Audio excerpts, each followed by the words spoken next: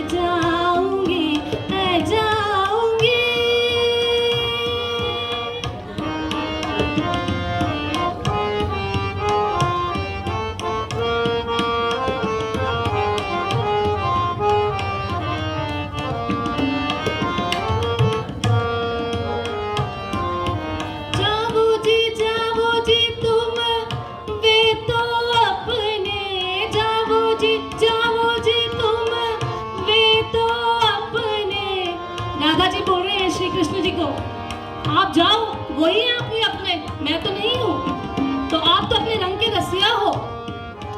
जाओ जी तुम वे तो अपने, जाओ जी तुम वे तो अपने, रस के रसिया, रस के रसिया, रस के रसिया। मैं तो